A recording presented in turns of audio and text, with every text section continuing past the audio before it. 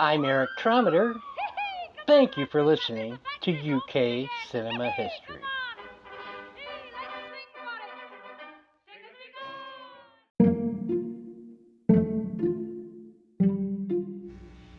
UK Cinema History, Last Holiday, 1950, starring Alec Guinness, with Eric Trometer, Hy Bender, and Yazzie Sophie.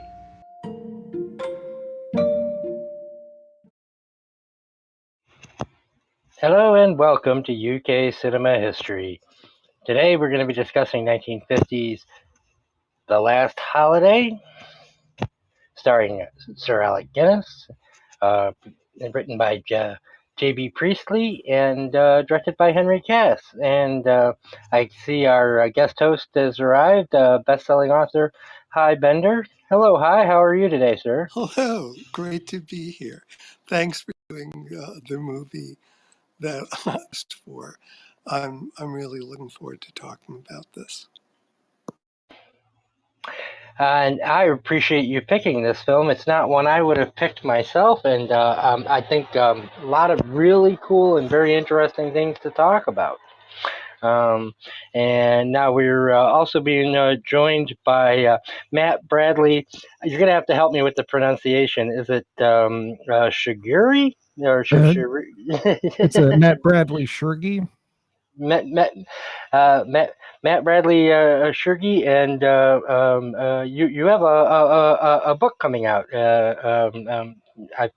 don't you? Why don't you just take a moment? We'll get all our promos out of the way while we wait for the room to fill up. Sure, sounds good. Yeah, I have a book coming out from White Owl Press, and it is called Star Trek Video Games: An Unofficial Guide to the Final Frontier.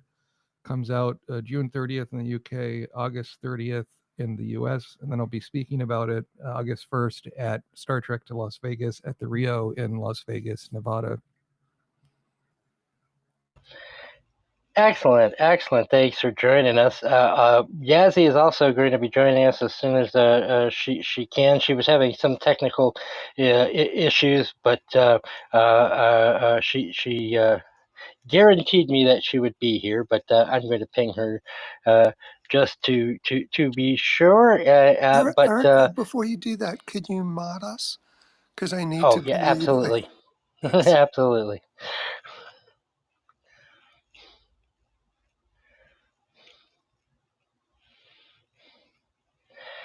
There we go. And I did also want to point out that our back catalog is available both on Spotify and on Apple Podcasts. I'm going to put a link up to that in our chat, and take a moment to thank the people who are listening there or on our Facebook page. We appreciate you, but that's just a convenience to just make it a little easier for people who want to listen to discussions of good films while they're walking their dog, driving, etc. And I'll put a link to that if you are listening that way, and you can take a moment to rate us and write a review. That would be great, because we would like to get more people to know about what we do here every Thursday. That being said, Hy, I'm going to turn the room over to you because as the person who picked this film, the tradition is that we allow them to run the room and control the discussion. So, ladies and gentlemen, best-selling author Hy Bender and his choice of 1950's Last Holiday. Thank you, Eric. And Kathy, thank you for being here. Always appreciate you being in the room. And Matt, as Eric said, very grateful to have you here. I'm Hy Bender. I'm a New York Times and USA Today best-selling author and ghostwriter. You can find, if you have any interest in wanting help doing a book. Hi, Yasi. Okay, so we're all here. Hey.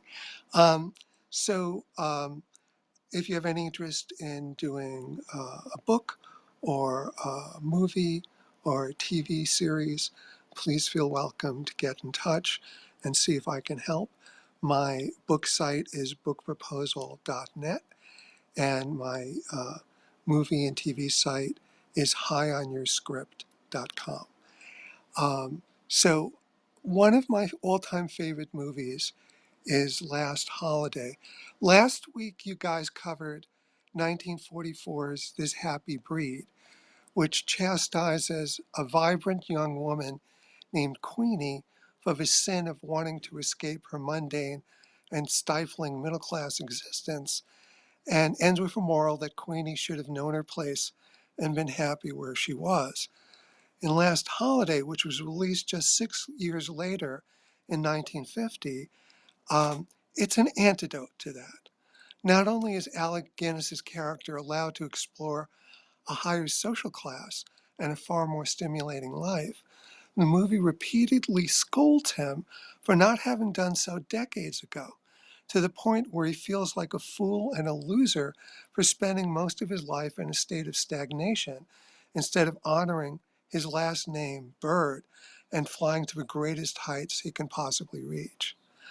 I think this movie would make for a great double bill with Akira Kurosawa's 1952 film, came out 2 years after this, Akira, which is also about a man who's told he has only a short time left to live and aims to make the most of his final weeks. In Akira, the main character doubles down on his current job and gives his all to doing some good before he dies. In contrast, in Last Holiday, Bird quits his job and decides to enjoy his final days at a posh hotel. However, even though he doesn't make it a goal, the insights he casually shares with influential people at the hotel will potentially end up making a substantial positive difference in the world as well. And even though Akira is a drama, and Last Holiday is a comedy, I think they both have the same core intention, which is to urge us to make every minute count instead of wasting any of our precious time here on Earth. And that's among the reasons both of those films are among my all-time favorites. There aren't a lot of movies that ask you to examine how you're living your life and to ensure that you're doing everything you can to make a positive impact in the world. I also want to point out that while this movie's director isn't especially famous, its writer-producer is. And in spite of auteur theory, which is, Eric, why I'm guessing you would not have picked this film, sometimes the writer of a movie is more important than its director. In this case, both the screenwriter and co-producer was John Boyden Priestley, better known as J.B. Priestley, who is also the author of 120 books and numerous plays. During World War II, Priestley was a regular broadcaster on the BBC. His show, The Postscript, which is broadcast on Sunday nights in 1940 and 1941, drew peak audiences of 16 million. He was referred to as the voice of a common people, and the only person who drew more listeners was Winston Churchill. Graham Greene wrote that Priestley became, in the months after Dunkirk, a leader second only in importance to Mr. Churchill. And he gave us what our other leaders have always failed to give us, an ideology. But his show was canceled because he was a socialist, and it was felt that his talks were leaning a little too much to the left. It was Churchill's cabinet that brought about the cancellation by supplying negative reports on the broadcasts to Churchill. But he was one of England's greatest writers. He was actually offered a knighthood, which he turned down. So this is a really fascinating guy. And you could see where he would be interested in death because, among other things, he served in the First World War, and he was badly wounded in 1916 when he was buried alive by a trench mortar. He spent many months in military hospitals, and he published his first book on his own dime in 1918 while still serving in World War I because he felt he wanted to leave something behind in the case he wouldn't survive the war. So and also his mother died when he was a boy. So death was a significant aspect of his life. One other thing I'll mention before I turn it over to other folks in the room is that he was really interested in time. He felt, and by the way, as someone who writes, among other things, spirituality books, I, I'm been exposed to this. Um, Basically, time as we perceive it as sequential is an illusion, um, and he believed this that time is actually much more complex than just the sequential way we perceive it, which means it is possible for us to experience, in other words, to see the future, uh, um, that the present, and the future are not um, neatly separate from each other. And you can see that in this movie where his destiny is kind of predetermined, and he's given a second chance at doing something before he goes, but he still goes at the end. Um, and you really get that when he's learned that he was misdiagnosed, and he throws an object in celebration and it breaks a mirror, and the music turns this very ominous sound, like, oh man, he's actually not out of the woods. We thought he would be okay, but actually he's not. And the message to me is, um, make use of your time while you have it, because it could be snatched away at any moment. And you may not even have weeks to prepare your final days. So really care about how you're living your life. Think about how you're living your life, and make it count and make a difference. Don't just while away, like in the don't stagnate, don't waste time, and don't. We're here to ascend. We're not here to stay in the same place. We're here to learn and to grow. And also, one of the things at the end, when he's dying and he says, it's not a bad thing, it's good, good. That to me is incredibly moving. And I think it's in line with spirituality, which says that we're here on earth to learn things, and then we go to the spirit world um, at a higher state because of the lessons we learn. And we might come back to earth again to learn more lessons. And so death is not an ending, death is part of a journey. And if you look at it that way, it is good, because he ascended. He learned from the experience he had at the hotel, and he's at a higher level now than he was before the movie started. And so, in a sense, it is good. And I think that's just beautiful. So I think there's so many things about this movie that I think are just beautiful and moving. But at the same time, it's an absolutely great comedy, and Alec Guinness is absolutely brilliant in it as a comedian. So, for all of those reasons and more, that's why I chose this film. And I'm going to ask Matt if you wouldn't mind going next and sharing your thoughts with us.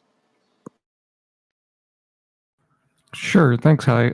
Yeah, I'd never seen. Thanks for recommending this. I watched this movie a few weeks ago, and your recommendation for this program. And yeah, no, Last Holiday is a very good film. And I guess what sort of struck me, I've seen some of Alec Guinness's work over the years, but this is really making me wanting to watch his earlier comedies some, because he does such a good job of the characters kind of realizing, sort of the value on his life, the sort of new lease he has on his life. And at the beginning, he has a mustache. His mannerisms are pretty stiff, and he's a workaholic basically. And among other things, he learns how to loosen up and enjoy himself. And it reminded me a bit of the old phrase, like, you don't know what you have until it's gone, or youth is wasted on the young, that sort of a thing. But I like that overall the tone of the film is fairly positive, and he sort of there's a old play, what is it called? You can't take it with you, and so forth, and that he has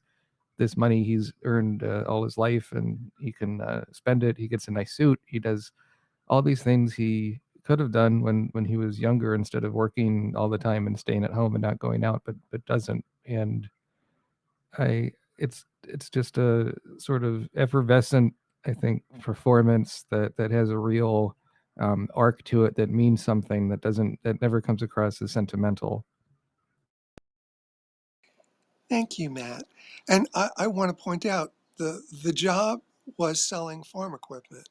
So he wasn't like going after a cure for cancer. And he was lonely and unhappy. So it's okay to be a hard worker if what you're doing is really meaningful. But he was capable of much more than what he was doing. Um, Yasi, love to hear your thoughts, and then I'm going to ask Eric to chime in. Yeah, very positive movie. A very easy watch. Uh, I liked the way that the movie didn't give a lot, like didn't go, like gave us uh the thing that we need about the characters. Because we have a remake of this film, and we see on that remake, a 2006 remake, that how much, like, they gave too much away about the characters, unnecessary informations, just the things that they can easily say very concise, very briefly, in the very fast pace, for an easy watch, but go through so many themes. It's a very yeah, it's a movie that we can take out. It's a movie for the audience to analyze, like the transience of life, the morality, this, like, what is it called, carpe diem, like, just enjoy life, enjoy the moment, and seize the day, as we can say. And the reflection of regret, of this realization of uh when death, like, why do we need death as an catalyst to remind us that, oh, we have to seize the day? Why? Like, just live your life to the fullest.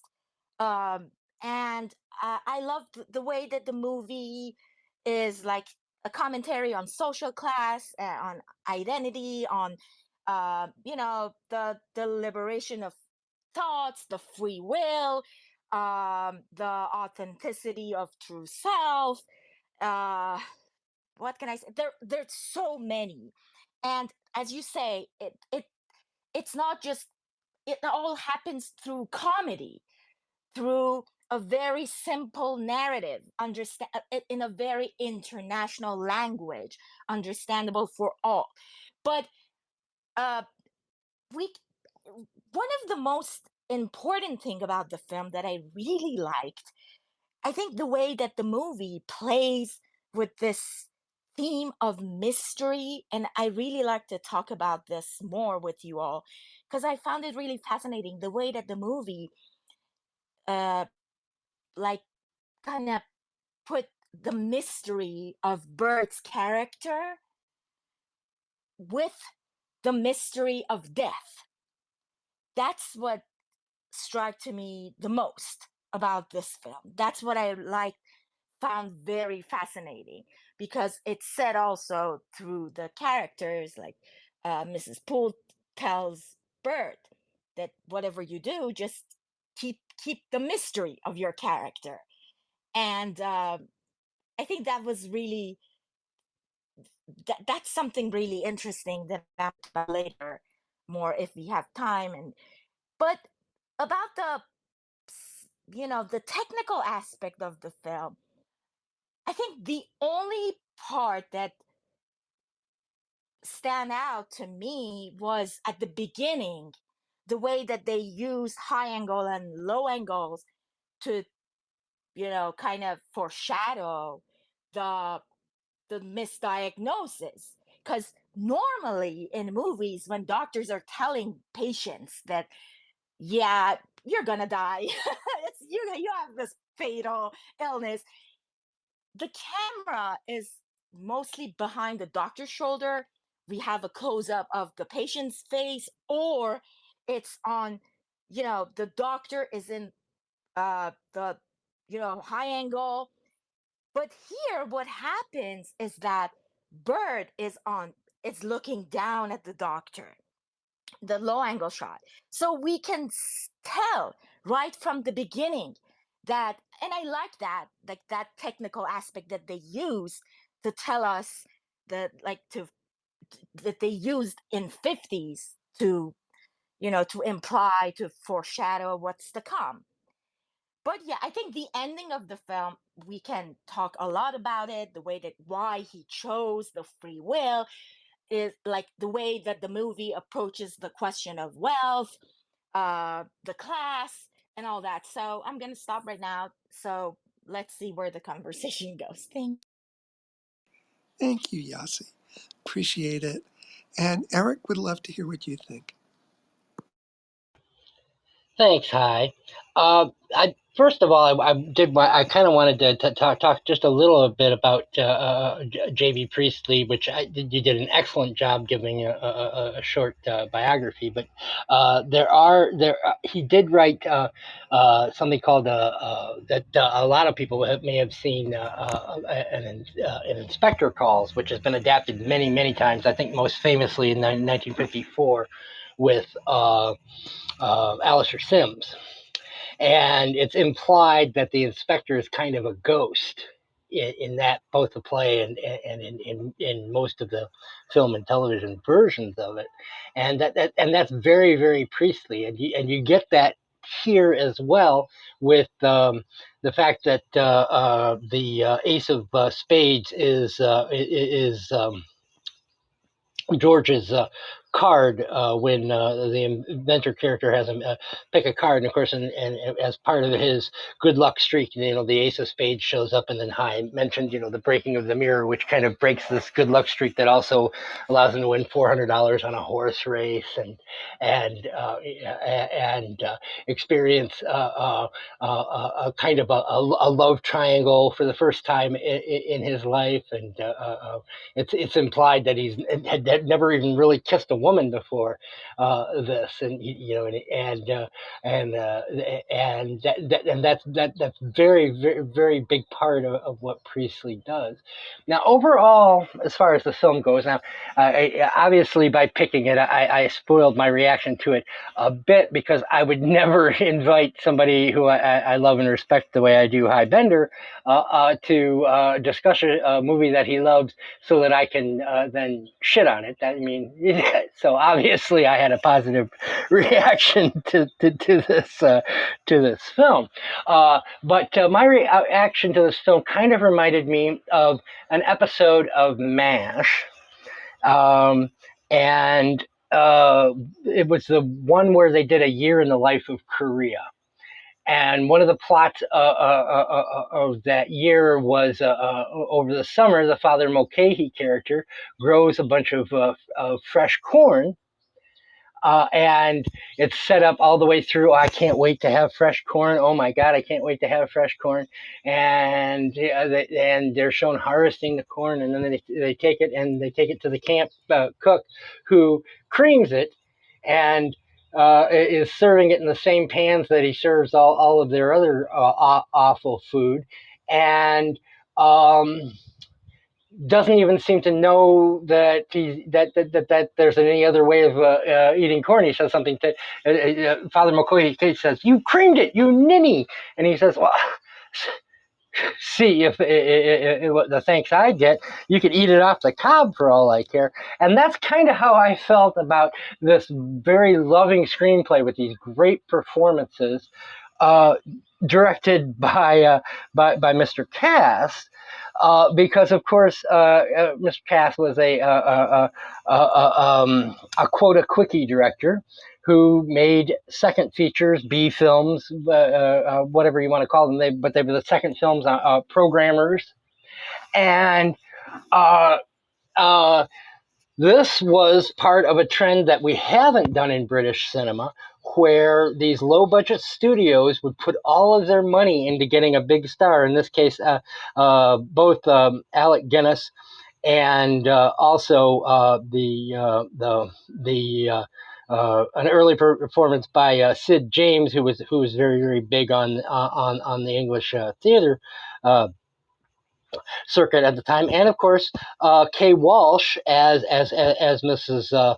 Poole, who up until a year before had been Mrs. David Lean and played Queenie in the film we discussed last week, This Happy Breed, and then didn't put a dime into the production, and so you have this film with these tiny, itsy bitsy little sets. So, for instance, Yazzie was talking about the opening scene in the doctor's office, and you have to wonder, how anyone could function in a doctor's office quite that small.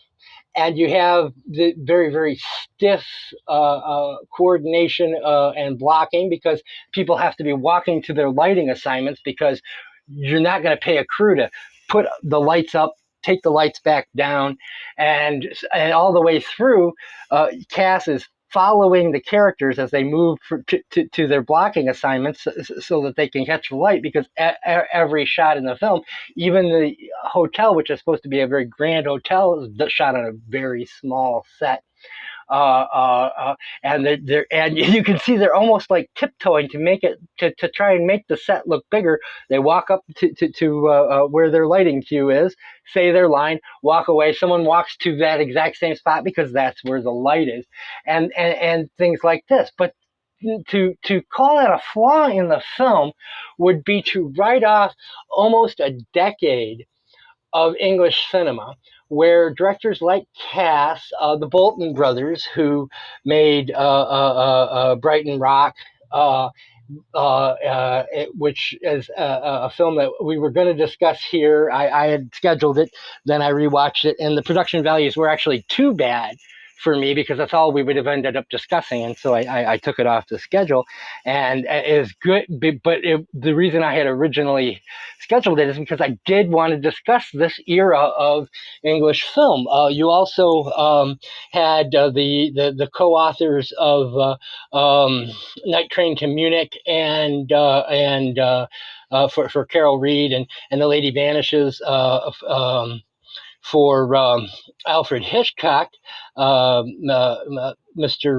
Gilliot and Mr. Lautner, who made films the same way, where they put all their money into their stars, and did it with low production values, and you ended up with some absolute gems, that the same way that Cass ended up creating here films like Private's Progress and I'm All Right, Jack.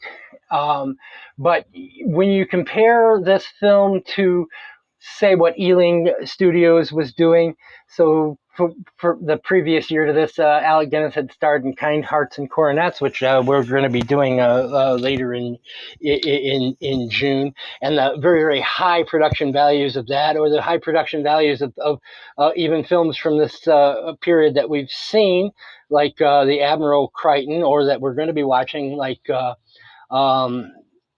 A Night to Remember. The film doesn't seem to really measure up, and yet you weren't going to get these kind of stories told on the British cinema without, and get these kind of performers acting together in these kind of films, if you were also going to be able to, at that particular time, pay for the nice sets, a crew, your own lighting crew and things and things like that. And so it was for people like Cass and as Hai mentioned, I'm not a big advocate of the auteur theory. Whose job it was, he just like the cook who creamed the corn.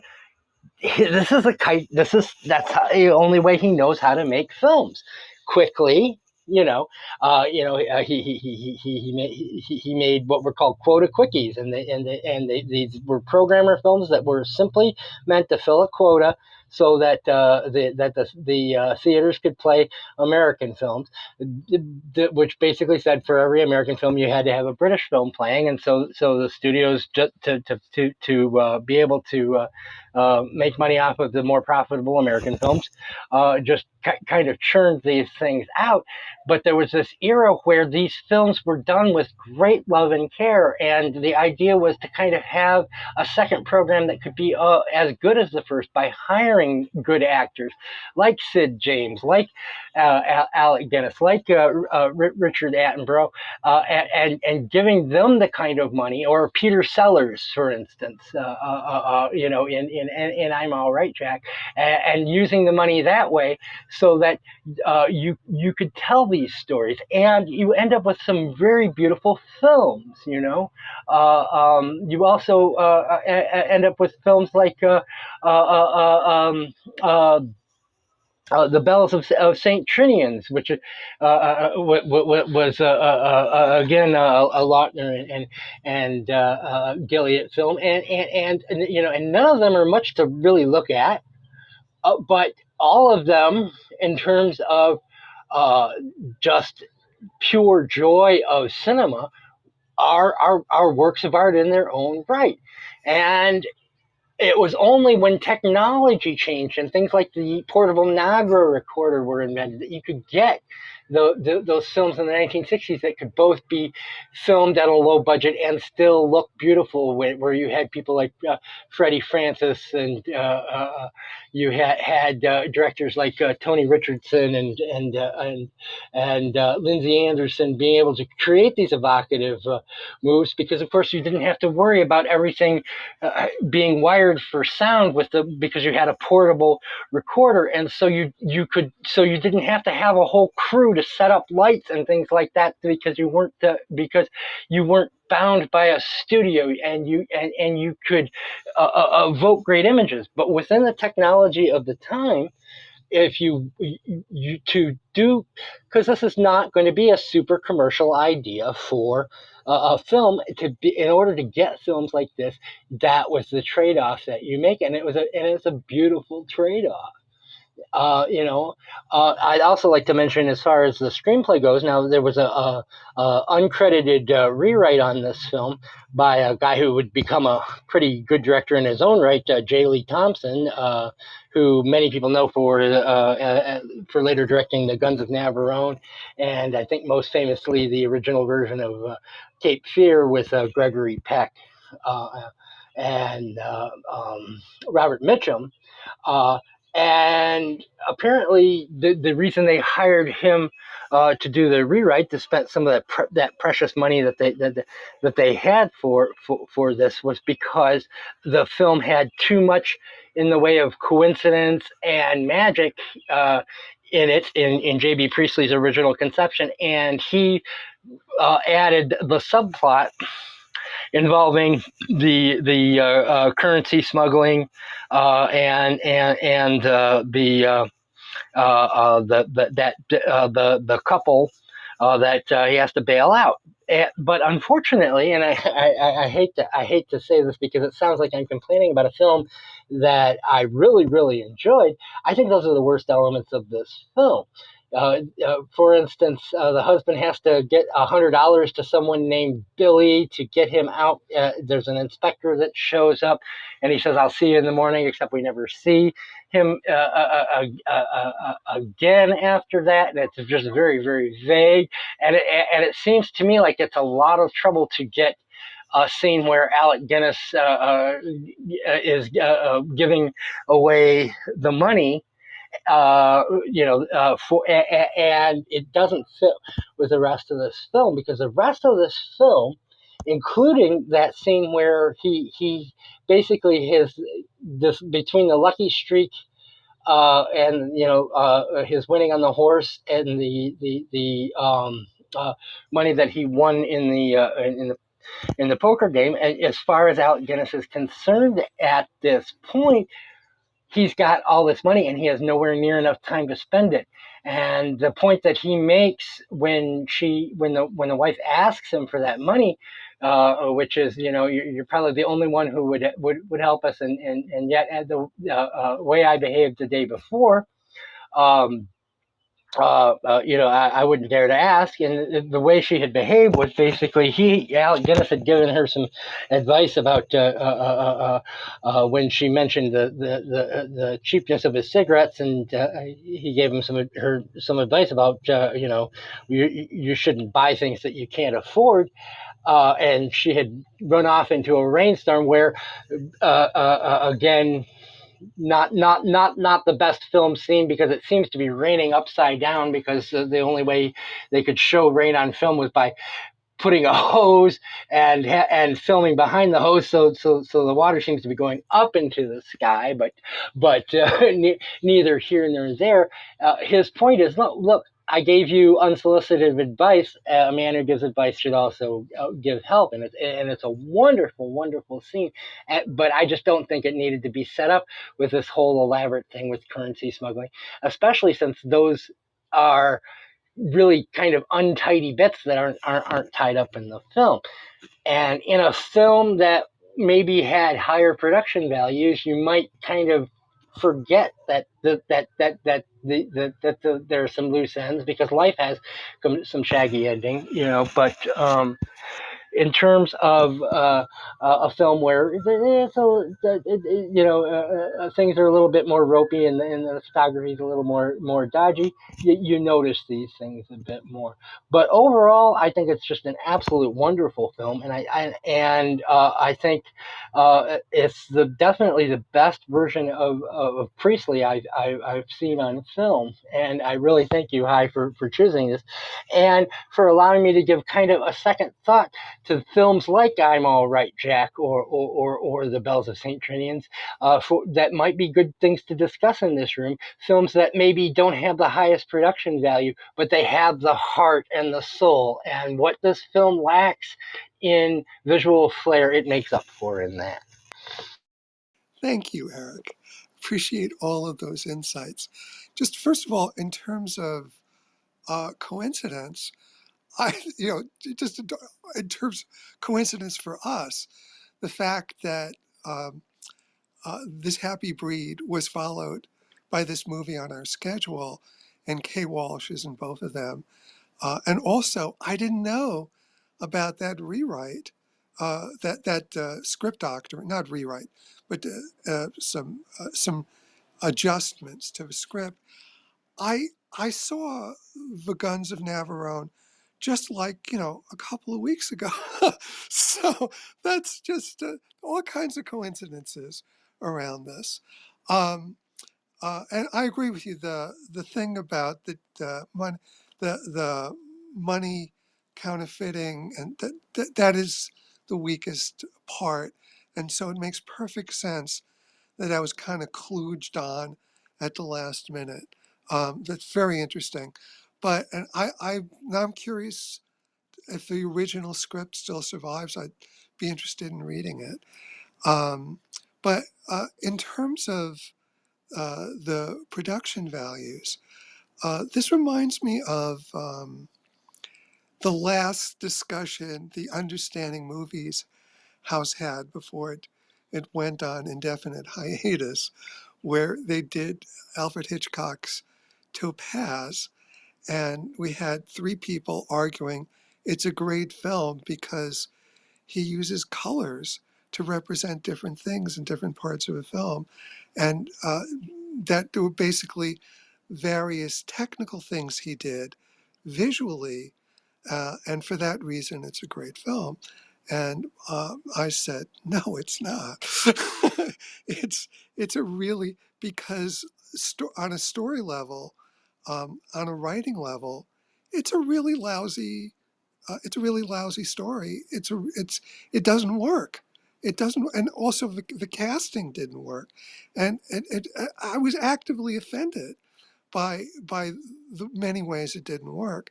So I don't care about how beautiful it looks. I don't care about he was experimenting with colors as a code. It doesn't matter. It doesn't work as a film overall. And this movie does work. Not only does it work for me, it works for me better than almost any other movie. I really, really love this movie to pieces. Also, this is a comedy, and it's hard to do a comedy. For example, we were talking a couple weeks ago about Our Man in Havana, which also stars Alec Guinness. That is a comedy that doesn't quite work. It it has a lot of delightful moments. It mostly works as a comedy, but overall, it falters as a comedy because the tone becomes awkward and uneven.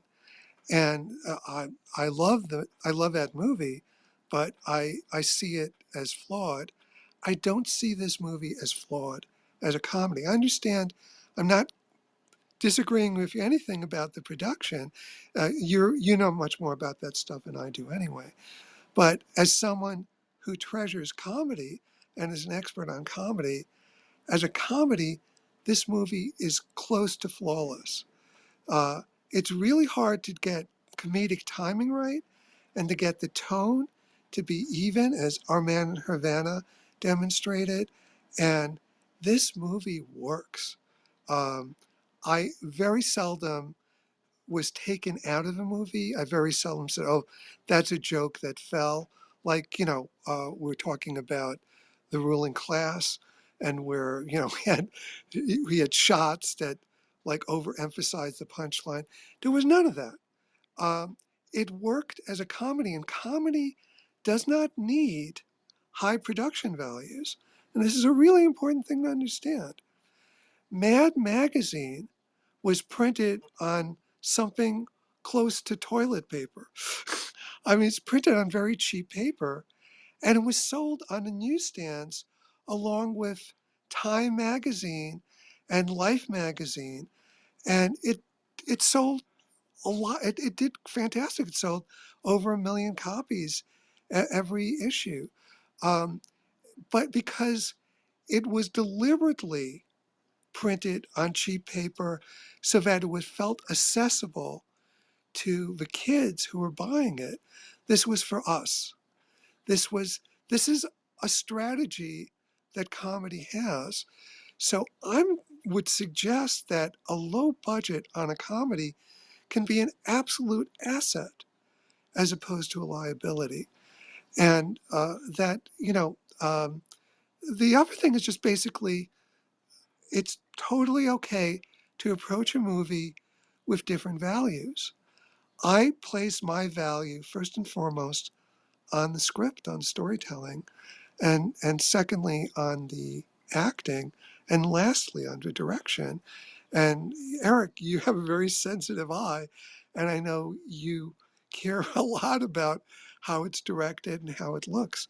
And those are both absolutely valid ways to approach a film. But for me, this is one of my favorite films of all time. And for you, it's worth seeing, and that's okay. We can have different feelings about a film because we have different values that we're bringing to a film. But I understand where you're coming from. I think you understand where I'm coming from. But I really appreciate your point of view, and I thank you for sharing how you see the film, because I I really appreciate understanding your perspective on it. I think it enriches me and it enriches all of us. And I hope my perspective on some level ends up enriching you. as far as the script goes, there is something I do want to talk about because, of course, we named this room UK cinema history, and what's very unique to British films that this film does is this idea of taking your hero all the way to the brink of success and then taking it away from them in the last scene. And it's something we talk about time and time again. Just as soon as in Kess, where Billy Casper meets the teacher who understands him, he returns home to find that Kess has been killed by his brother. Archie Rice is given an opportunity to pay off all his debts, and he decides instead he would rather serve his time in jail because it would mean moving to Canada, in the Entertainer. Oh, I'm sorry. And it's a very, very, very English theme. Something where that Hollywood really didn't like to monkey with their happy endings in that way. And one of the reasons why these programmers, I think, work a lot better than the second the second programs in Hollywood, besides the fact that they were able to afford to get better actors than a Hollywood low-budget production normally would, is that that they are allowed to have that tinge at the end, and you are allowed to that because to me, if this was a Hollywood production, it would take a lot of guts to actually kill George off in that last frame.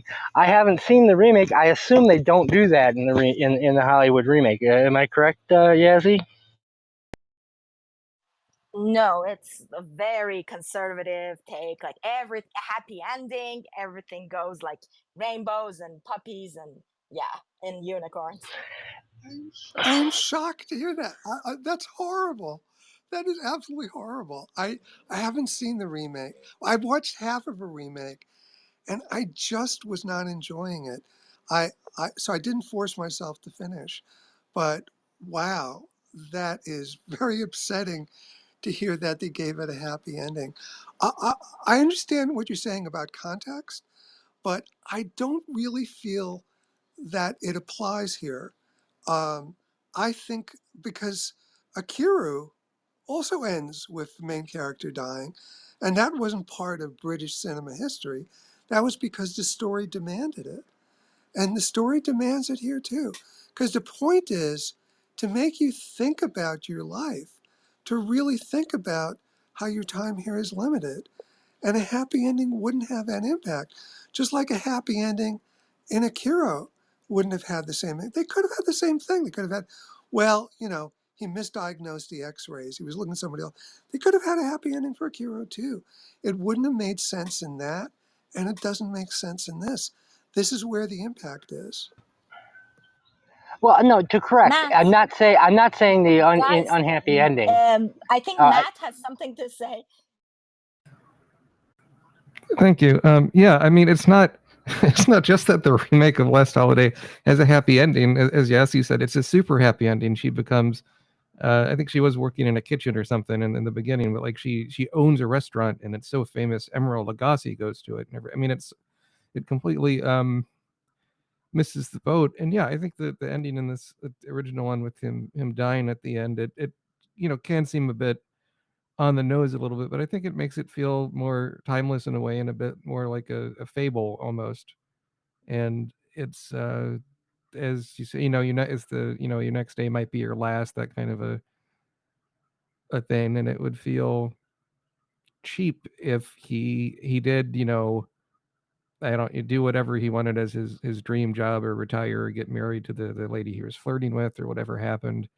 And I think that he dies is the right decision. And I'm sure there's a Queen Latifah movie where she does die, or maybe not, but the Last Holiday remake is not one of those. But to be I think clear, go ahead, Yazzie. yeah, I just wanted to say, I think this death at the end of this movie, it's a little bit. I can say it could have been built up a little bit better, but what happens, like this sudden death, uh, it I think it underscores this theme of fragility and unpredictability of life, that because he keeps this his encounters with different people, the theme that I mentioned, this free will versus fate versus chance and all that, the way that the movie approaches that with a very subtle comedy, that's what I like.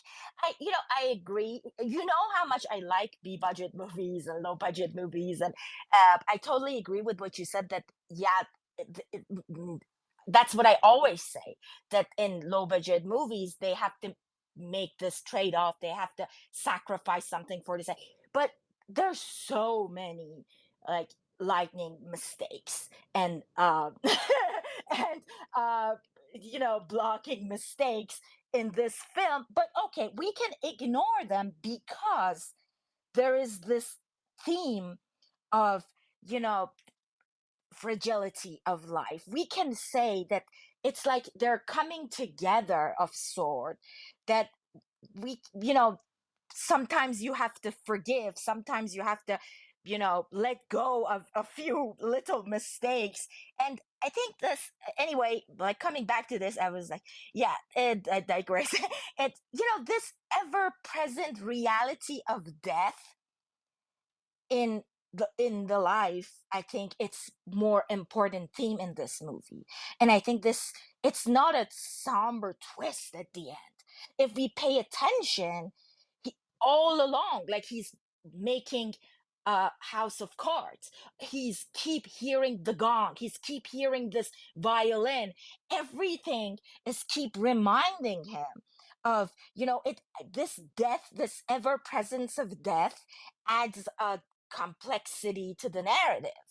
And I think the and also because we see this, it I think that this societal inequality is so present also in the film. And I think this death, this darker ending in this film, at this time, at this particular time, because it's funny that keep mentioning how you keep mentioning Kurosawa, because what we forgot to talk about last week when we were talking about This Happy Breed was that I mentioned that how much I love the blocking and the vision of David Lean on that film, that you could see that he's going to become such an epic filmmaker. I was telling Eric that keep reminding me of Ozu, the way that he put, and the way that he talks about this, to see and find joy in the simple things in life, and the same way of using the composition and the frames. And now you're talking about Kurosawa, comparing it to this, because Kurosawa has always this dark theme of death, and this commentary of injustice, and it, and also, and we see it here also, but yeah, okay, of course, like the way that Kurosawa approaches it is very different, but here I think it this, the way that uh and because of time, that movie was made between the two, but yeah, I mean, the timing of the film was between two world wars, and it was a screen, I mean, was made for the audience at the end, at like 1944, comparing to this, that we are like 5 years, 6 years after the war. So now we see more wealth, we see more luxury in the movie. And I found that also very fascinating because of this dark approach, that, the the way that George Bird, he experienced a taste of luxury and freedom, you know, uh, that is often reserved for the wealthy. Like, I really hate to use this word, but I can't find anything else. This wealthy elite, this wealthy class, I can say, but the way that I think we can also question. I mean, if like why he should die, even though like he found happiness or uh, mm, you know. But anyway, I think this death is beyond our control. This arbitrary nature of things in life, this harsh reality that like you can't even buy by money. It's very deliberate by this. We can say it was a very deliberate choice, but for the ending. Absolutely. The, I do want to point out, Kurosawa made a drama about death. Priestley made a comedy about Oh, death, that's a very which good is point. That's a very good point. You're arguably right.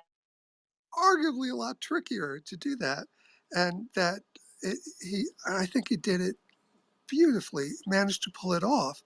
It's really hard. I mean, there are very few comedies where the main character dies at the end because that's not something you normally do in a comedy. And they pull it off in a, I think, a poetic, beautiful way, and with a lot of really thoughtful foreshadowing. So that's at the same time, and I would love to know if Kurosawa saw this movie before making Akira, because Akira was 2 years later. Um, but I mean, they have a similar ending at the end. They've got these group of people who are his associates who are like praising him, and then at the end they start tearing him apart and bad mouthing him, and they're basically rewriting history and doubting their own memories to make themselves feel better and to lift them up above him. They basically turn really ugly, and that ending is in both of these movies, which I find really interesting. So yeah, go ahead, Yasi. But actually, yeah, because I talked about it with Eric. I wanted to say I find one comedy that approaches the same matter in a very beautiful way. But again, what Eric said, that we can't compare them because of the timing of when these movies are made. We should always consider that, and it's Peter Sellers being there. Being there, the way that this childish character, the way that they say things, and the different interpretation of reality, this interaction with society, I found that very similar to this. The The man of mystery who changes everyone's lives. Exactly, exactly. And the depth and we can say, because both movies ends with death is very present in both movies. And but yeah, this one chose, yeah, I mean, both of them, I can say, chose a very charming way to approach death, which is very interesting.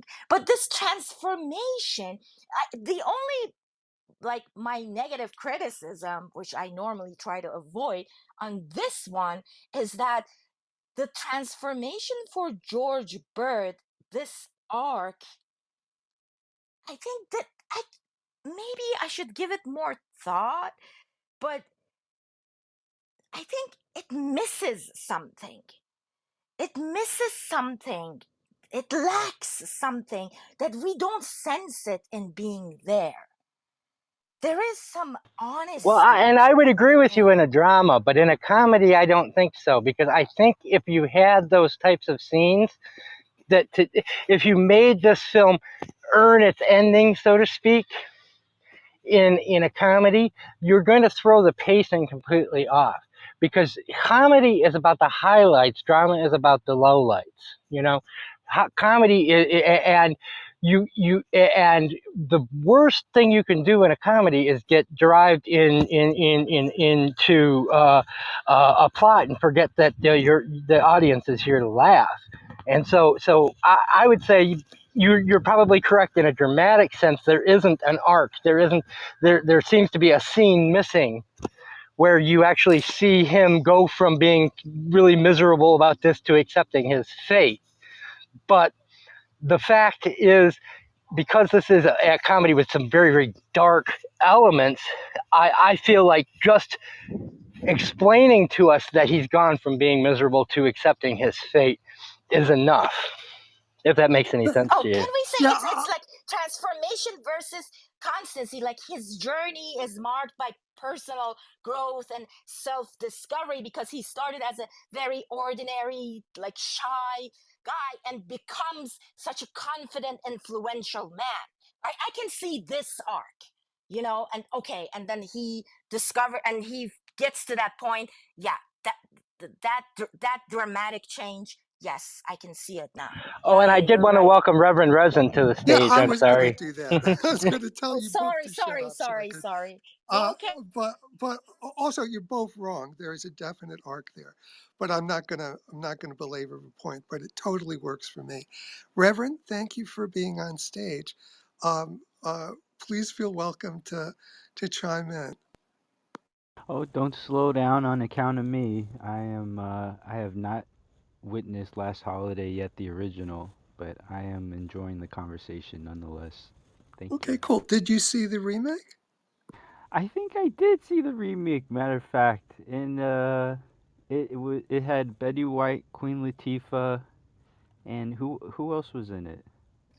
If I'm not mistaken, Everybody from Smokey Robinson to I'm it serious was a to good LL Cool movie. J to but yeah, it was like the bombardment of cameos. They Yes, put in whoever that they could on that movie. they did their darndest. I liked it. I remember. I can't remember the exact joke, but I'm gonna look up the scene. But I remember a specific scene with Betty White that was really funny. I'm so sorry to disrupt the room, but I just have to tell Reverend something because he was backing up in Don's room on Sunday. Kevin Costner's recent cowboy movie Horizon, and I just want to tell him that he got 11 minutes standing ovation in Cannes Uh oh. for that movie. Oh So my yeah, so you're gosh! on a good so Wow. you can defend your I was argument right. next time. Yeah, I Yes. trust my intuition. I got some good gumption, I tell you. Being raised in movies, watching them in Long Island, watching them in Southern California. It's Hollywood's just one big community theater to me now at this point. I don't Thank think you. that's the crowd to really like appreciate the nuance of a western. Just from what from having hung out with them once a week for as long as I have. Who understands it better than Costner? I tell you right now, right in the prime of their career, I'd say it's good for him. He deserves it. Hi, can I just have one Thank you, moment to Reverend. clarify a point that I made earlier? Give Can me I a just say second. I one just thing Okay. wanted to. about Alec No, you Guinness? Now both that shut you up. Hey, mentioned, no, no, I both. just want to You say don't. one Hey, sentence. Like Alec I'm Guinness, I hosting. said, I'm Be so happy. respectful of the fact I'm hosting. Okay, All okay, right, but same side, same You side. you Alec guys have Guinness is talked so until Yes, he let lovely. High Is speak. so He's the host. lovely. No, I won't. I'm gonna say because I said on our man in Havana that how much I love to see Obi-Wan Kenobi drunk. I said like here it was just like that the comeback of oh no, Obi-Wan Kenobi died again.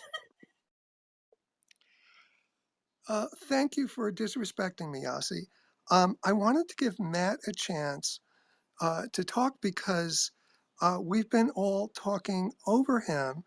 And Matt, if you have any thoughts, if you don't, it's fine. But if you do, I want to give you an opportunity to have your share of a room. You were kind enough to come today.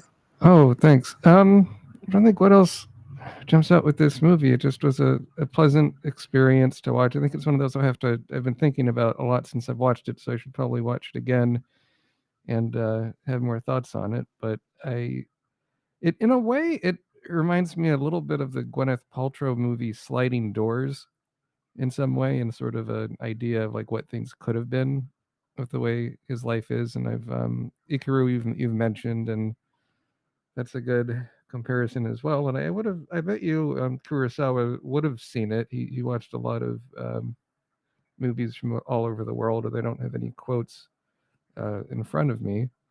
And to see, I guess one detail with Last Holiday that struck me as pretty realistic in my experience is when he's in the restaurant and the bar at the resort he's in. Whenever someone walks in, everyone always looks at him to see, oh, is this someone famous? What's the status of this person? And I used to work at a company where a lot of our clients were like millionaires, and that's something that happened every single time whenever someone would walk into any bar or any restaurant or any room, is that people would always check the other person out to see, oh, is this person more famous than I am, or is this person someone I should know who he is, or even or other people looking at this person. So I liked that that detail there, and I look forward to watching this film another time. Yeah, I love that too. Thank you for mentioning that, Matt. That's a great element of it. Eric, please share your the thing that you wanted to mention. I'm sorry for uh, putting you off for a few minutes, but I did want to give Matt a chance to talk. No, we want to get as many voices as possible. I did want to clarify that when I was speaking about fitting this into UK cinema, I wasn't talking about the unhappiness of the ending. I was talking about the very UK idea of allowing the audience to believe that the main character is going to achieve their goal and then ripping it away from them and ending the film. And so, the best example of this is, of course, a movie that we discussed here, Brazil, where you have Gilliam puts us through Lowry. Sam Lowry achieving pretty much all of his fantasies, and then of course you find out that he was just fantasizing that he's in a chair and he's pretty much comatose. That is what I was speaking of. Not just the fact that Alec Guinness dies, but the fact that we are led to believe that he's not going to die, that he was misinformed, that he doesn't have this disease. B, that all of the great things that that the crux of this film was about, that could have happened to him, but he can't do anything with. These opportunities or whatever are still available to him. And C, that he has found a crowd that he can finally fit in with, someone who never had a wife and only had one friend, who then moved to Africa, only to then have that taken away from us by a dog being put out for its last hurrah before it's being put to sleep, is what I meant was very, very British in this. So just my note of clarification. Thank you for that. And Brazil is a wonderful example because in the US version, they actually did give it a happy ending, and it was an abomination. It was sacrilege. It was a horrible, horrible uh, uh, thing to have slapped on a happy ending, and it was. I mean, yeah, it was like almost the perfect example of how to ruin a film. And so, yeah, Brazil is a wonderful example of that. So I take your point. I guess what I'm saying is, I what you're saying is absolutely reasonable and correct. I just have a little bit of hesitation in the sense that I don't. I have a little hesitation in putting this ending in the context of UK cinema history because it's its own thing. So I guess I would say, because of UK cinema history, there was a feeling that audiences could handle this ending, but not that the ending happened because of other movies having similar endings. Because I think this ending is 100% appropriate for this particular unique story. So I guess that's the conflict I had. So I agree with you, but I'm also hesitant to say they ended this because a bunch of other films had similar uh, unhappy endings. They ended this movie the way it did because it was absolutely perfect for the story, the unique story that this was telling, if that makes any sense. It does. It does. I just think it really fits in with with those films, and it also, I think, is a better film because of that element than I think it would have been if it had been if either you didn't have that setup where we were where he's taken us with this just dark black comedy all the way through and then removes it all from us. So, you know, that feeling of belonging, and then of course, so as soon as he inconveniences them, they're all questioning, hey, you know, and the mystery being gone. To Yazzy's point, he's no longer the mystery man, and they're like, who was this guy? And you know, now that we know who he is, he just doesn't seem all that great anymore. And what that says about fame in society and popularity in society and the realness of friendship and things like that, and those are the things that I carry with this film, I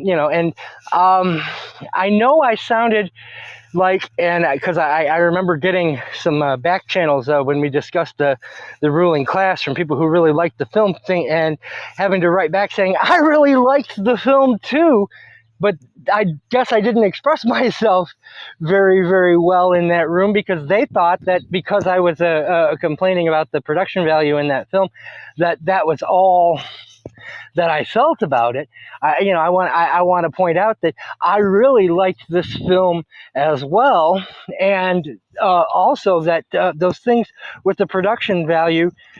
One of the things that I'm grateful for you for bringing this to my attention in a way is that it kind of makes me realize that there is a whole breed of films that isn't done that not everyone who makes these films were Powell and Pressburger or David Lean or Carol Reed, who were reinventing a visual language every time they got behind a camera. That there was a bunch of great films by second tier people that have great messages as well, and that maybe I should start scheduling some of those as well as these better known names.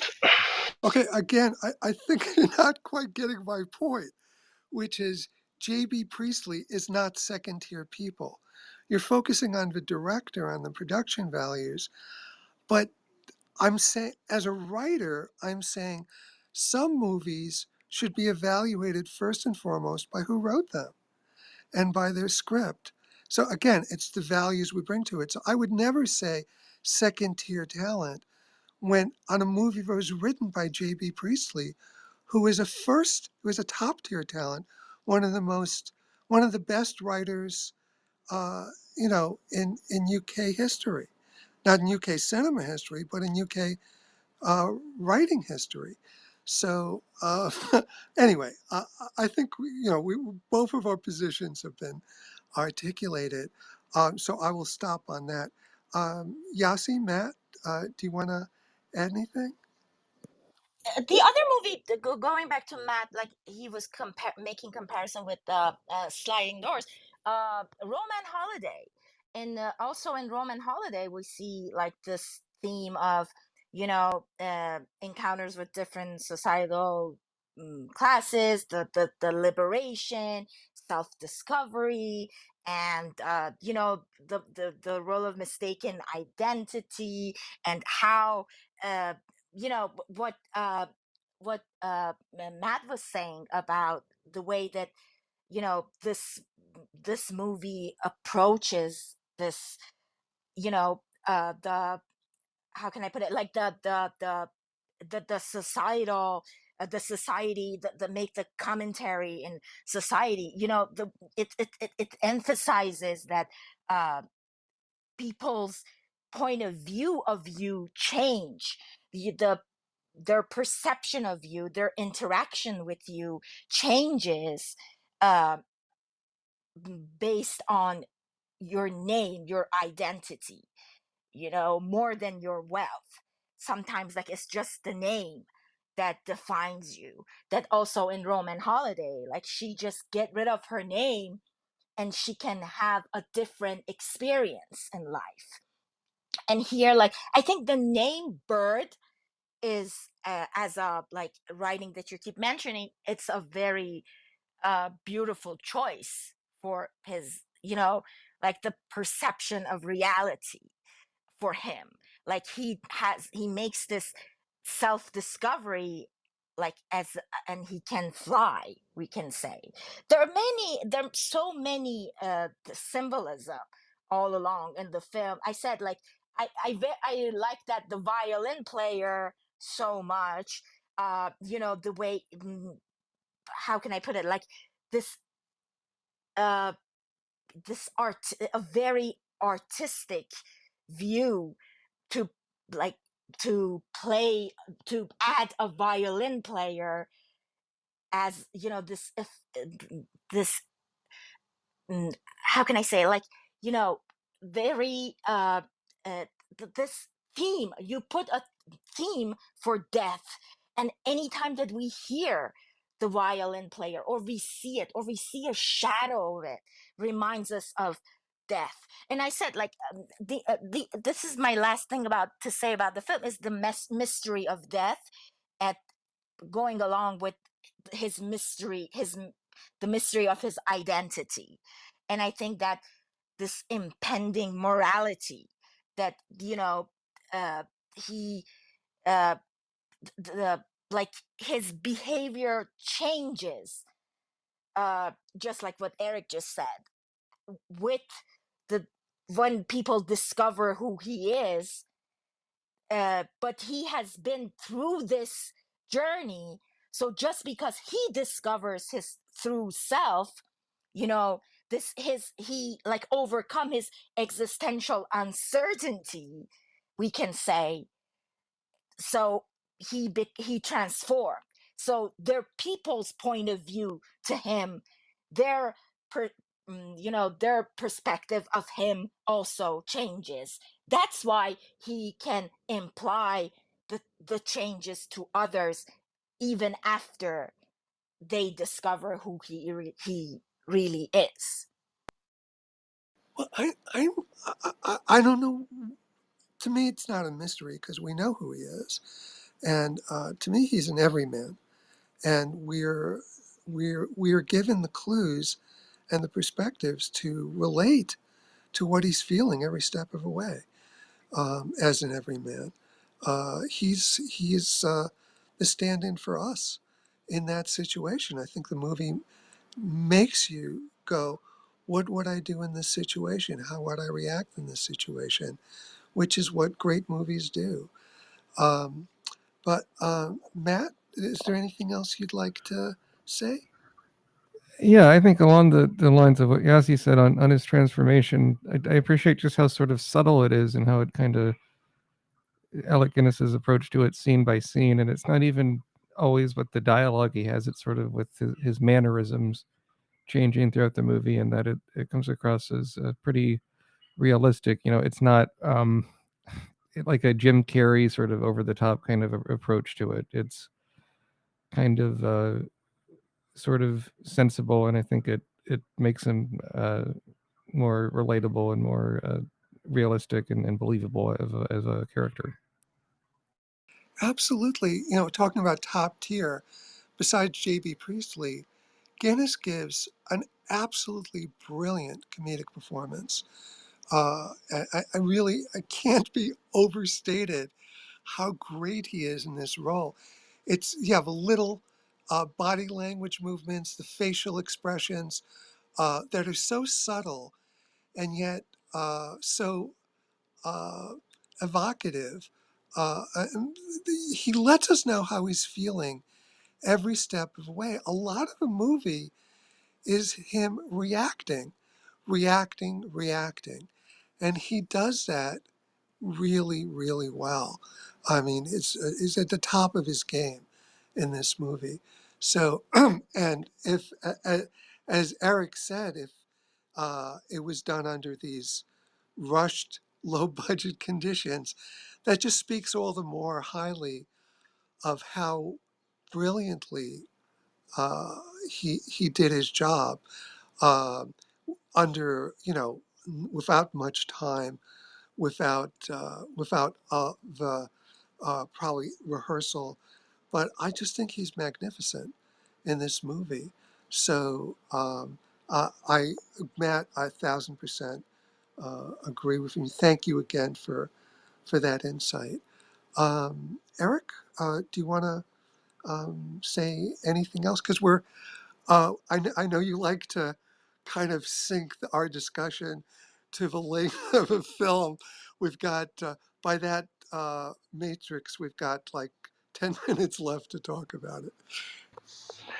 Well, yeah, which I also want to mention that for people who are listening either on the Facebook page or on Apple or Spotify, that we have a 3 hour and some odd minute discussion of Brazil on there. Which I highly recommend. It's actually one of our better episodes. Uh, just if I may promo that. I guess my last thoughts on this are going to be about its best element, which is its lack of sentimentality. And that's what I really enjoyed about it. You can empathize with these characters. You can see yourself through, you can see life through George's eyes and have George represent you without ever things getting maudlin and without ever actually feeling pathos.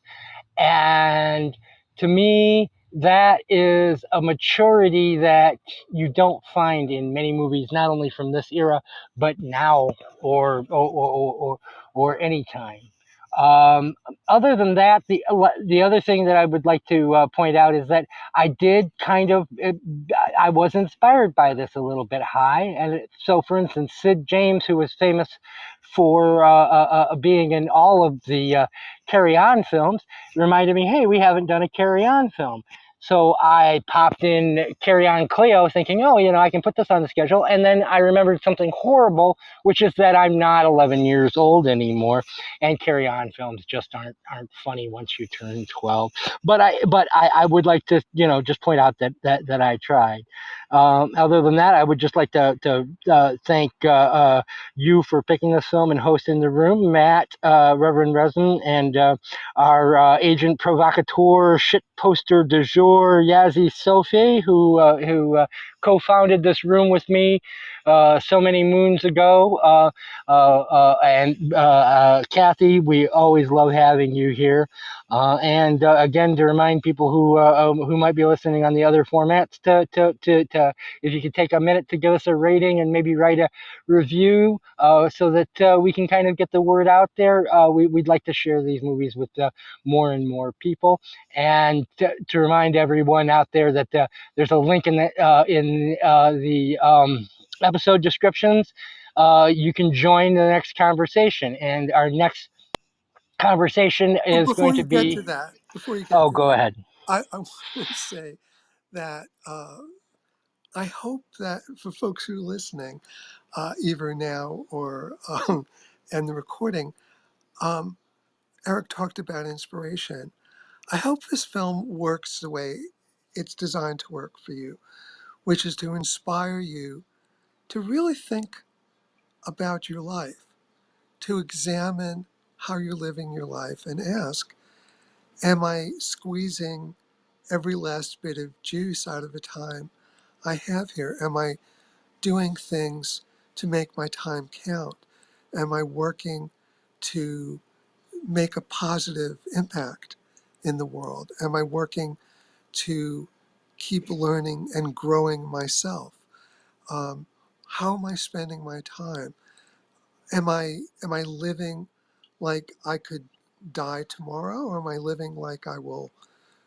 I've got an infinite amount of time. Uh, that's what this movie, I think, is ultimately about. Just like Akira Kurosawa's Akiru is ultimately about. It's asking us to really examine our lives and to make sure that if we're not on the optimal path, and we get on the optimal path. And that's something almost no movie does. And I think that is an incredibly important thing for any work of art to do. And this movie does that, and it does it as a comedy, which is an astonishing feat.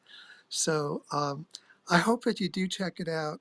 And unless you have a super sensitive eye, for you might not even, different people have different sensitivities as to how much money went into a production.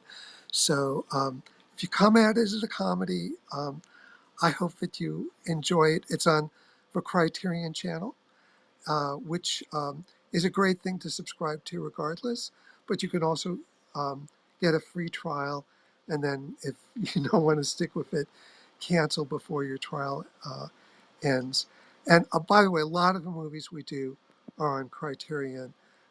This one doesn't come with That old chestnut. with commentary, but a lot of them do. So, in addition to plugging Last Holiday, I want to plug Criterion Channel, and so that's the things I wanted to mention. And Eric, I would love for you to talk about the next film and also where it can be seen, because it's not obvious where to find our next film. Well, first of all, do we want to see if Yazzie had some final thoughts, and then that way I can just kind of end the room Oh, with the sure. scheduling notes, if that's up to you. Yazi, final thoughts. I don't know if you can hear me. Yeah, we hear you Is it fine. okay? Oh, okay. Oh, good. Oh, okay. So yeah, I'm just gonna go back. Like I said, like I think the movie cleverly intertwined this mystery of death with the enigma surrounding Bert's character, Alec Guinness's character, and I think this, this the unveiling the truth about him, like this transformation through perceived death, like this belief of this imminent death kind of liberates him, allows him to act without fear, without reservation, and help them to transform into a new person, and also unpredictable character, which kind of explains the unpredictable ending, and which is like different from the viewer's expectation, and his his mysterious behavior is also driven by death. It creates this dynamic that makes the movie go on. This interplay between this enigma of who he is, and like the through his his vision, the way that he changes, the way that it mirrors the mystery of death as we perceive, as the general perception of death, and all the this, I think that the philosophical reflection of the nature of life and death and identity, and and the again the societal classes, the way that others see us, the way that we see others, uh yeah, it all, all these themes in a 1 hour 30-minute movie, holiday movie. I think it's very valuable, especially today, that like people can't deliver in 3 hours like two simple themes. And yeah, I think all these movies that we're watching right now, it's kind of, each of them can be a masterclass for new filmmakers and the new critics, so they can see how it has been done before, with very low budget, but with innovation, with vision, with will, with love. Seriously, we see the way that we see each character, like the way that they perform, they deliver all these dialogues in a, we sense it, we feel it, we go through the journey with each character, even though we see them very shortly on the screen, but it delivers. So yeah, very the dynamic between the characters, the performances. Yeah, there's so many things there, and yeah, very fascinating watch. Very entertaining, very easy watch, and has a lot of themes with it. Thank you, Yasi. Reverend, do you have any final thoughts before we go? Just a big thank you. Again, this is quickly becoming one of my favorite rooms on Clubhouse, and I look forward to more. Um, I have, oh boy, I don't know if I should even mention it. If you can't find an HBO subscription, just DM me and I'll send you a link where you can watch this movie for free. But thank you guys again. I'm looking forward to revisiting a classic that passed my, skipped my radar, as it were. Thank you, Reverend. I I should mention, since I'm plugging Criterion Channel, which is really awesome, a streamer. You can, in addition to seeing Last Holiday, you can also see Akira Kurosawa's Akiru, and I think that would be a dynamite double bill. I'm not sure which you should see first. Basically, if you want to end with laughing or you want to end with crying, but uh, that is a great double bill. This movie and Akiru, and actually all of Kurosawa's films are on Criterion Channel, and so much more. So again, a plug for that. And I'm going to turn it over to Eric to tell us about our film for next week.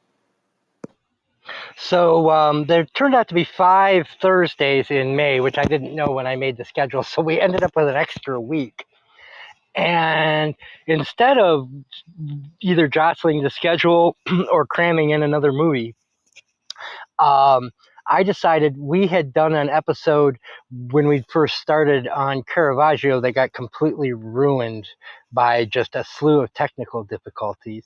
And it was also before we had High Bender as a regular member of our panel, so we didn't get his observations on the film. And so I thought we could take an opportunity to redo that film so that we can have a good version of it, not just to have the discussion here, because I think it is a film that's worth watching and discussing a second time, but also so that I can delete the really botched up sounding version from the places where we're streaming and podcasting this, and replace it with a new version. And like I said, so that we can get High's observations. And it's Derek Jarman's Caravaggio from 1986. Now, the availability may seem kind of tricky because it's not on Amazon anymore. It was when we did the original room, and so of course it was easy for everyone to access. But unfortunately, they rotate with the BFI site, and BFI has it now. And but it is available on BFI, which you can get a free trial for to watch it there. But the place I would recommend watching it, and I want to give a shout out to Don Fields for turning me on to this, is Canopy, which is completely free with your either public library card in the United States, or if you're a university student with your university ID. And the reason I want to encourage us to kind of start maybe utilizing Canopy a bit more is Don Fields, a good friend of UK cinema history, who also hosts some great film rooms here on Clubhouse, is also an independent filmmaker, and she informed me that when you watch something on Canopy, the library system pays $1 to the people who made that film, which is more than any other streaming service pays. Amazon, for instance, she said you get a penny for every half an hour viewed,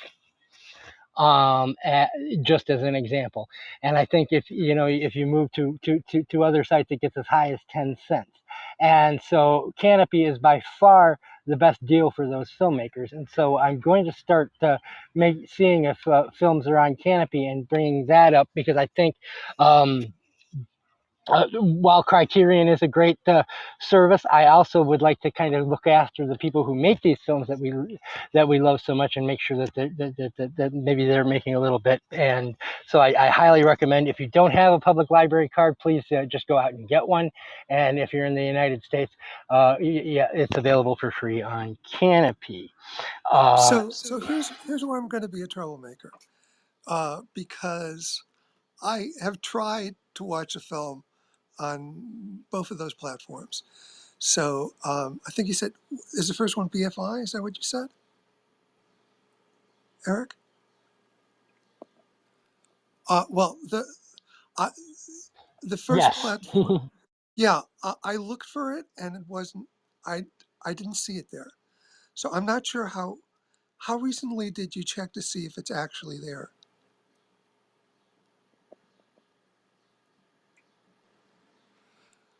Okay, so while you're thinking about that, I'm double the checking now to make sure it's still on BFI. It is definitely on Canopy. I just pulled it up and I'm actually watching it on Canopy watching the opening credits on Canopy as we speak.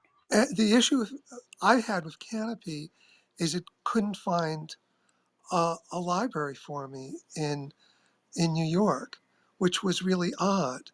But maybe I'm searching wrong. But I tried, and I do have a New York library card, um, and I so maybe I can make that work. I will try again. Maybe I'm just. I mean, I keep giving it information like zip code and stuff, and it's not finding libraries in New York City, which doesn't make sense to me. But um, I don't know. So I'm not sure if Canopy works for everybody, but I'll try again and report. I'll email you and let you know if I can get that to work.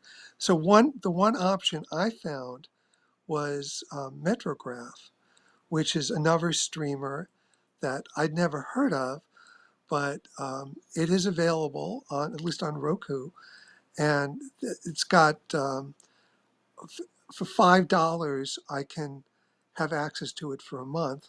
So I basically can pay $5, watch Caravaggio, and watch whatever else is on Metrograph for a month, and then cancel the subscription. So Metrograph is another option if you have trouble with Canopy. And did you find it on BFI? Yeah, I'm watching it on my phone right now on BFI. But BFI can be tricky as far as regions go, and I had forgotten about that. That's why I stopped recommending it. Was because I remember Chimes at Midnight when we tried to do that back in August. Vern, who lives in New York, couldn't get it on his BFI for some reason, and I, who live in Georgia, had it. So I'd forgotten completely about that. So Canopy might also have regional differences. No, I don't think so. I think is if you can get into Canopy. No, I don't know what the library No, what card I'm saying, thing, because I. I can get into Canopy, but when I ask Oh. it, it's asking me to identify the library I'm affiliated Mhm. with. And when I enter New York or a zip code of a New York library, it doesn't find it. So that's It's my issue still with in, Canopy. yeah, it's still in its infancy, I imagine, the beta phase. However, though, I find it very interesting, and I do find it very promising, the Canopy avenue, because it sounds like obviously it's becoming, they're turning Hollywood movies into a literal library of movies. So the fact that there's a direct correlation is very insightful, existential even, for education and moving forward for what education means in America and globally. It's very interesting. Thank you, Reverend. So bottom line, try BFI, try Canopy first, try BFI second, and if neither of those work for you, um, Metrograph works for me. But if there's regional differences, what works for me might not work for you. But those are 3 ways of finding Caravaggio. So give it a shot, and hopefully one of those will be fruitful for you. And as always, if you can't find it anywhere at all, just hit me up on the back channels at eTrometer at the artist formerly known as Twitter, now known as X, and I will send you a link to the film.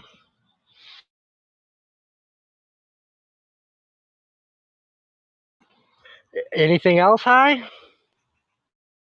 No, thank you again for indulging me by letting us do a film that I dearly love. And thank you for all your insights. I really appreciate getting your deeply knowledgeable perspective on all aspects of a film. And thank you for digging up that someone did a script doctoring job on the screenplay. I had no idea about. Eric, how did you even know that? I got it from someplace called Wikipedia.com. I don't know if you've ever heard of this place. It's actually in the opening paragraph. That's fascinating. That's Yeah, I fascinating. just ran across it. But then again, if you didn't know who J. Lee Thompson was, it would mean nothing to you, you know. But then I'm like, oh, yes, well, because, of course, Guns of Navarone, and I'm there, you know. Anyway, but that's from Wikipedia.com. Cool. All right, so that's it for me. Just expressing gratitude.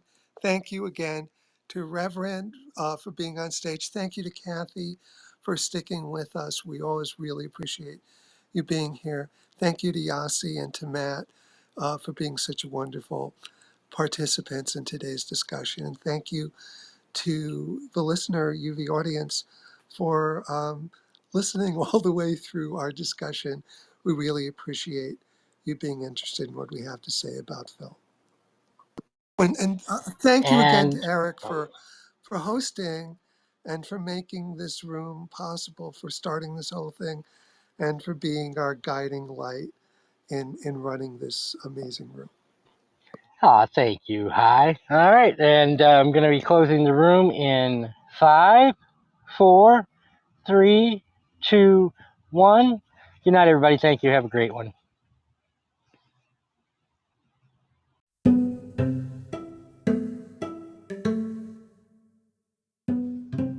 Want to join the conversation? Follow the link in the episode description. Every Thursday at 5 p.m. Eastern Standard Time, and you can be a part of one of our recordings. You'll also see the films that we have scheduled for the next couple of months.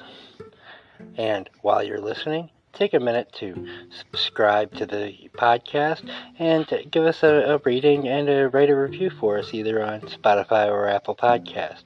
We'd really appreciate it. Thank you for listening to UK Cinema History.